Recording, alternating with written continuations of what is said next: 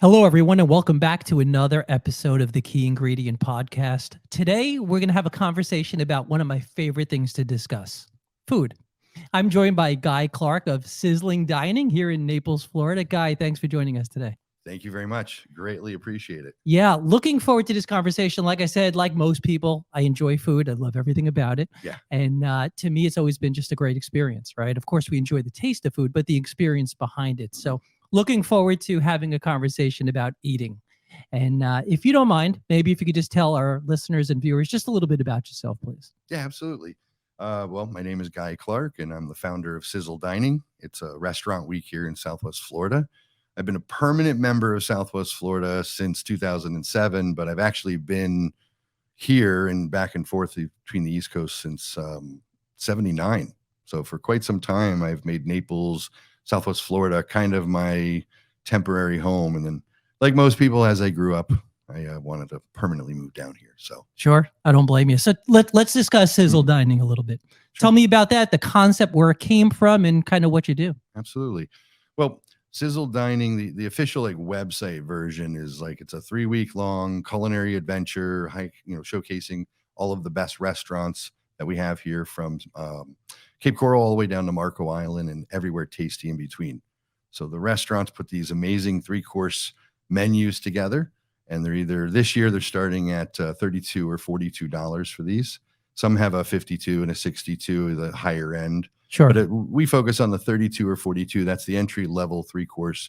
And the restaurants really go crazy with these. And then the consumer out there gets to try all these amazing new restaurants. And they go to their favorites. And then we really implore them to try something new, try something different. And that's really kind of what makes up Restaurant Week. Now, as a whole, Restaurant Week has been around for 20-something years. It was invented in New York City. The tourism got together, and basically they had the DNC convention was coming into town, and they wanted to do something special for all of these people and help their city. So they came up with this idea of Restaurant Week, and it's flourished since then. And then it's spread all over the world. There are like 500 different restaurant weeks all over the world. Some of the biggest being New York City. The Sure. Miami Spice is a really big one.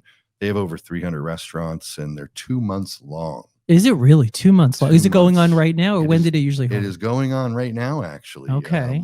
So you can dine pretty much from West Palm all the way down to Miami, Hialeah. I mean, anywhere on the whole East Coast pretty much is participating in the event. So it's the event is Restaurant Week has really grown and helped a lot of cities and a lot of states actually throw a statewide Restaurant Week as well. So very interesting concept. Yeah, there really is. So what are the dates for Restaurant Week down here? For this year, for us, Sizzle Dining is September 8th through the 28th. So Okay. it's 21 days long. So it's not a week. It's 3 weeks. It's like you not. said. And that's why really the name is Sizzle Dining. Yeah. We just say Sizzle Dining. It's the Sizzle Dining event.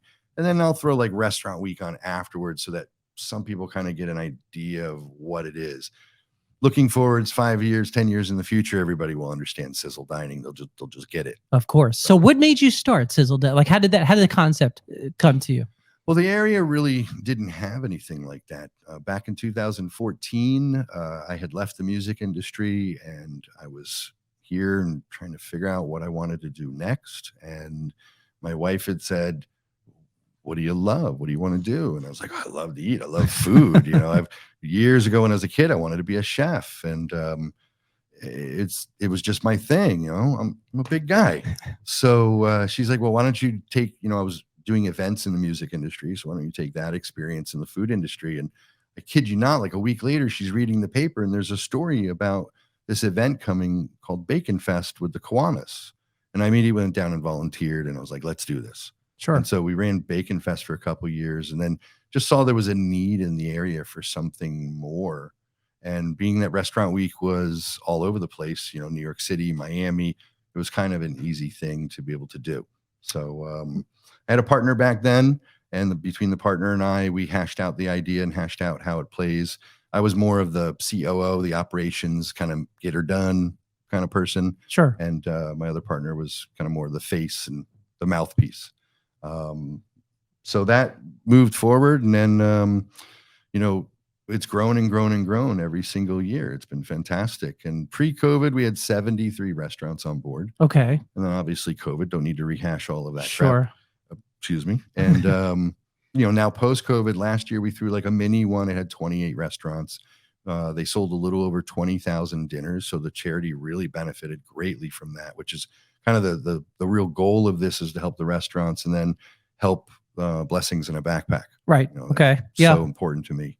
And then now this year we're at 49. We had 50, but one of the restaurants had some health issues and really wanted to back out of this. And of course, we're there to help in any way. And so we're 49 restaurants this year, which is a great number for us. Next year, any restaurants listening in, want to be a part, reach out. Let's do it. So do they reach out to you directly and just say they want to be part of it? Is that kind of the Some process? of them do that. I mean, I obviously, as like a salesy person, go out and say, hey, you should really join this event. It's going to help you. Sure. And, I expose them to what the event is. And then some of them know about it, see it, reach out to us. It's been a joint kind of venture in growing the event.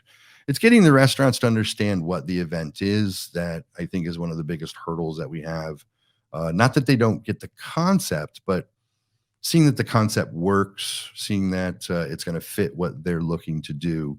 We had one restaurant that was struggling with dinners. They're great with breakfast and lunch, struggling with dinners. And obviously this is a dinner-centric event. Right. So that's going to really help them out.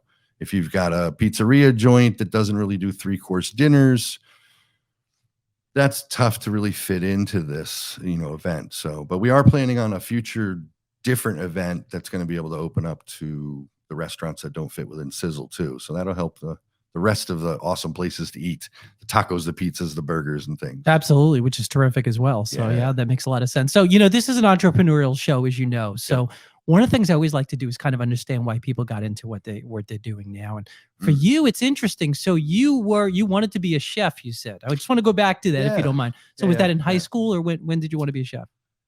It was actually, I was probably like 7 years old or so. 7 years old. Okay. I grew up an only child, single mom. Mm-hmm. It was tough. I hate the sob story and this and that, but to understand the heart and passion of this, I think, they've got to understand like where I came from. We moved every year. I went to 5 different middle schools, 5 to 4 different high schools. I mean, it was a struggle, single mom and everything. And we didn't have food in the house a lot at all. It was boiled whole chickens in a pot of water. It was mac and cheese. I caught some fish in the pond, and it was a struggle. Yeah. So having that food insecurity, like the one thing I always looked forward to, the one thing my mom and I used to splurge on was once a month, we'd pull out the red and white checkerboard Betty Crocker cookbook that your grandma has in the kitchen. We pulled it out and I would leaf through and we would pick something, go to the grocery store together, and I would cook it. She would kind of teach me along the way, the things that I needed to learn as a child. And that was like the one thing I really looked forward to, was that time together. So you wanted to be a chef at age 7, right? Yeah, later on, you kind of segued into, you said that more the radio industry. That was just, pre-Navy. I got an opportunity to be, on the radios, young and, you're just taking jobs. Well, you have a great radio voice. So it makes sense. So what happened after that, Guy?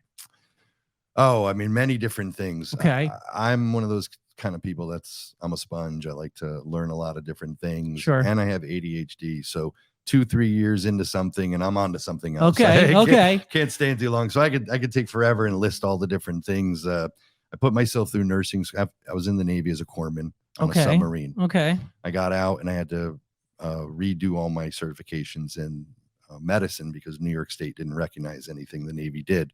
So as I was putting myself through nursing school, I started selling junk on eBay.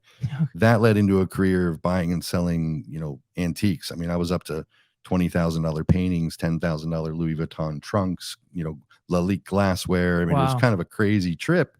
But as I kept learning this antique stuff and going to the auctions, and then I graduated nursing school, 3.85 average, and I never went into nursing school because the antique business was that right? That's such a very difficult profession to get into, being a nurse, and you never even went into it, really. I never did. I ended up getting, while I was in nursing school to pay the bills, I got 5 part-time jobs working at 5 local auction houses.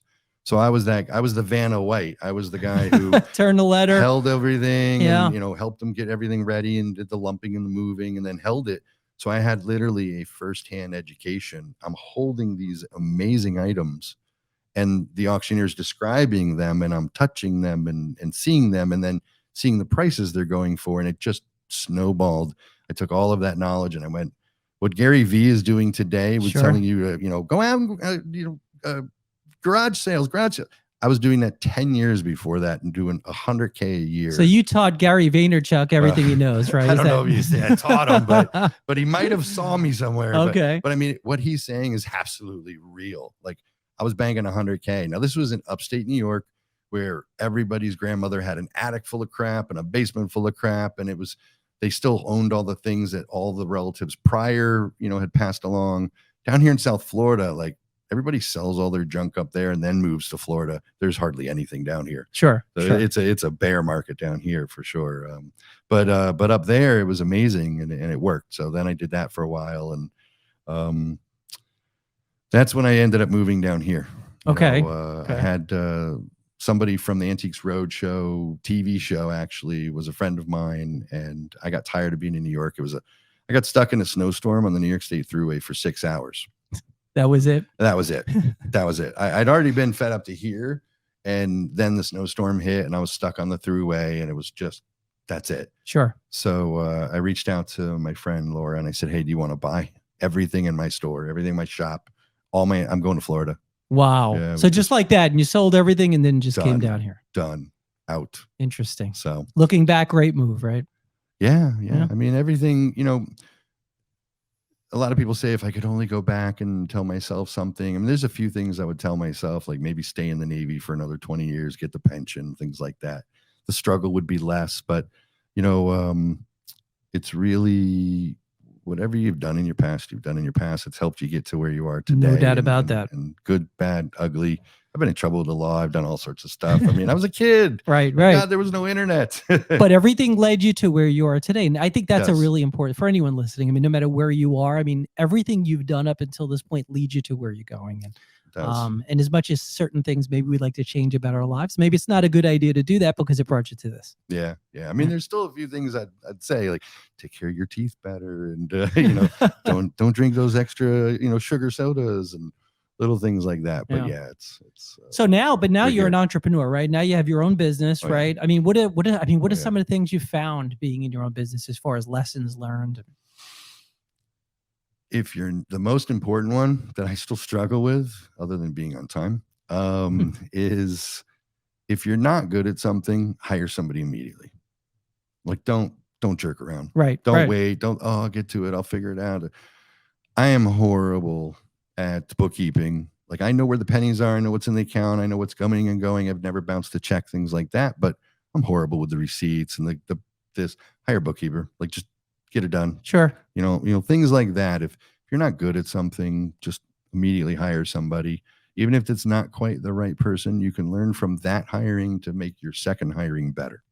Makes a lot of sense. Yeah. The struggles of having these things weigh on you that aren't getting done because you didn't bring somebody in to help will just weigh you down. And then it keeps your business from growing. Absolutely. And I think I'm still guilty of that in certain aspects. You can't always be perfect. No. But at least I'm knowledgeable, like, oh, that's an avenue to get out of this predicament. Yeah, no, very well said. So for someone listening right now and they're hearing about Restaurant Week, they're interested in it, where do they go? They go right to your website, correct? Sizzledining.com. Sizzledining.com. Now, once we go into there, what do we expect to see? What does it look like? Well, if you go on your mobile, it's better because the website was technically built for mobile versus desktop, because everybody, like 70% of our visitors were mobile. But when you hit the website, you're going to see basically two buttons that are really the most important. The list of restaurants where you can go and see a long list broken out by city, or you can just see all the menus. And that's technically probably the most visited button, or actually not technically, no doubt the most visited button is the all restaurants button. So every menu is listed on there for every restaurant that you have? Every menu that the restaurants have given us to date. Now this year, the restaurants seem to be a little slower because sadly, there's a lot of procurement problems right now.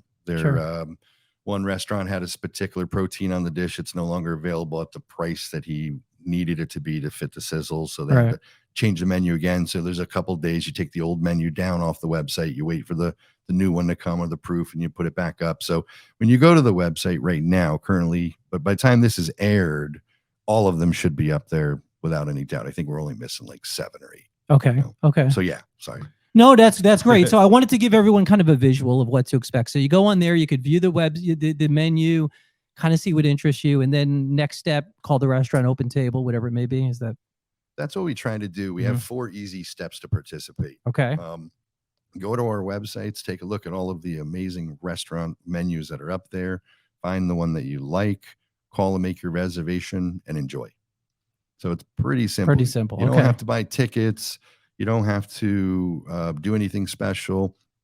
Find the restaurant that you want to go to, or restaurants, if I can implore you to try more than one. Sure. It is 3 weeks long. You have plenty of time. Yeah. Yeah. Find the restaurants that you like and look at their menus and just make a reservation. There's a few that don't take reservations, like Artisan Eatery in Fort Myers. Amazing menu on there too. Pork chop was like 2 inches thick. Wow. But they don't take reservations. So he said, just come on in. It's from their 5 o'clock dinner until whenever they So they close. don't take reservations at all. They don't. Wow. Okay. They're a smaller cafe-ish kind of feel. Okay. But he was the executive chef at a major hotel restaurant. He really knows what he's doing. They've won some major awards. I think they were best restaurant and best new chef. He's done some great things there. So, but the feel of it is more kind of casual, sit back, relax. So you didn't need a reservation. So we'd say make a reservation so the restaurant knows how many people are coming, but it's not really needed. You just walk in any of them. Okay. Okay. Interesting. So I'm curious. So you mentioned pricing before, and I'm assuming, and you tell me if I'm correct, the pricing this year is probably a little different than it was in the past. It was. Inflation, supply chain, hiring. So are you noticing a difference in that regard? Absolutely. Yeah. This year, out of all the years that we've done Restaurant Week, has been the hardest for the restaurants to hit the price point. And prior to this year's Restaurant Week kind of getting up and running, I polled a lot of people who go out to enjoy Restaurant Week. A lot of the customers that I have via my email database. And I asked them, with pricing and everything happening, and where do you feel a value would be? And we came up with this 32 and 42. Now, last year was $29.39, so it's gone up $3. Okay. Not that much considering where inflation is right now. Yeah. The restaurants wished it was like $2 more. Okay. Every dollar really does matter. But when we first started, it was 25 and 35. Okay. So back in 2016. So it's come a little bit of a ways as everything is kind of gone up and stuff. Moving forwards for next year's event, it might be at the same price. It might be $1 more, in that neck, depending on how things go and politics. Well, I guess we'll have to see where inflation is by that point next year. Hopefully it's lower than it is today, but I guess no one knows the answer to that yet. I hope so. Yeah, I agree. So clearly you're a great example of someone who's followed their passion. And there are people listening right now, I'm sure, who's saying there's certain things that I wish I could do or that interest me, and I'd love to make that a career. What career advice, I guess, do you have for someone kind of thinking that right now, hearing your story and saying, wow, I love that, it's so inspirational. I would love to do the same thing. I mean, they always say, follow your passion, you'll never have to work. I mean, we've heard that. I mean, you still have to work. It's actually, I think it's harder being self-employed. I envy my wife. She goes to work, she does her job, she comes home, she doesn't have to think about anything at her job. Sure. It's completely like, I wish I had that in a way. And so being an entrepreneur doesn't really allow you that. You want to get rid of the 9 to 5. Now you're working 24/7. That's how it is. It doesn't stop. Correct. Right. But when you find something that you like, passion, I guess, might be the word, too, but you find something that you like or something that you enjoy, something that brings you joy, it makes it a little easier to swallow that pill. Sure, it does. Yeah. These long hours with Restaurant Week, I tell the restaurants, look, it's 2 hours to do a photo shoot. It's at least 2 hours to do all the editing. And then it's at least 2 hours to get all of your assets ready to be promoted across 10 different channels, and then follow up with all of that. So, you're like 6 hours in just on that alone. And then the whole marketing and then stuff like this. Sure. It's an amazing amount of hours, but when you really believe in what you're doing, when you have that, the charitable aspect to it also helps. I think it makes it a little easier. So to kind of answer that, I'd say, find something that you enjoy. I mean, maybe it is your passion. It doesn't have to be, but if you enjoy it, you don't even have to do it for the rest of your life. You could do it for the next 2 years. I mean, I was antiques for several years. I worked in the fishing tackle industry for a few years. You don't have to do it forever. Right. You can move on. You're allowed to. Nobody's going to judge you. So Yeah. it's just what's going to get you up in the morning. Right now everybody gets up and the alarm goes off. They jump out of bed. They rush into work.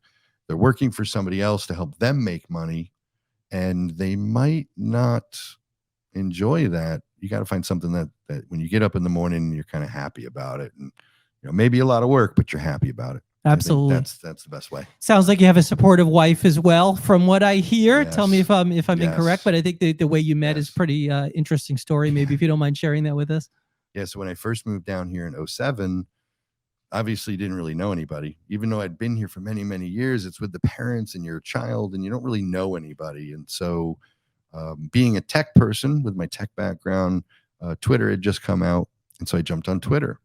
And, during my off time, I'm on Twitter. And back then when Twitter first started, it was more of, if you remember this, anybody, has been on Twitter since way back then, it was more of like a lot of tweets all day long. What are you doing right now? Like, right. Oh, I'm going to the bathroom. Oh, I'm getting ice cream. Oh, I'm opening the fridge. It was kind of crazy, back then, but it was really meant to be that realness of, what's out there. Because Twitter back in the day, other than, Facebook started in 05, 06 for college, there wasn't any social media out there letting the world know what's going on. Right. And so Twitter started out being that. And so I jumped on and was really enjoying it and meeting some people here in Southwest Florida. There was a few others. And I was like, oh, this is neat. Other techie people. And me being new down here and everything, I wanted to meet some friends and meet some people. And so long story short, I was flipping through the local profiles, and there's this picture of two women. And the one on the left just had the most amazing eyes. And I friended her and we tweeted for a little bit. And then I DM'd and said, which one of the two in the picture are you?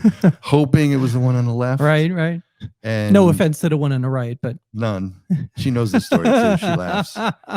And it was the girl on the left. It was her. Interesting. And so I was like, oh, and we're just tweeting innocent. I'm not one of those jumping in your DMs and, type. I just didn't do that at all. Yeah. But it was more of just, get to know you.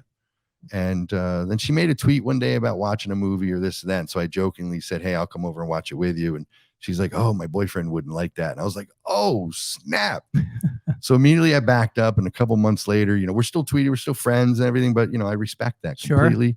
A couple of months later, I tweeted and I said, oh, Tiesto's coming to town back at Sway back in the day. Yeah. And who's all going? And she wrote me and said, tweeted back and said, hey, I'm going. I was like, oh, great. Is your boyfriend going too? And she's like, I don't have a boyfriend. You were hoping anymore. for that, weren't you? You were hoping for it. I was. And she's like, I don't have a boyfriend anymore. And I was like, yes, I'm in. And sadly, I didn't even go to the concert. Really? Yeah. So I owned a Martin's Potato Bread distribution down here. Okay. When I came down, I bought the distribution rights to Martin's Potato Bread. And so I had trucks on the road and delivering to 40 different between Publix, Walmart, and all that crap.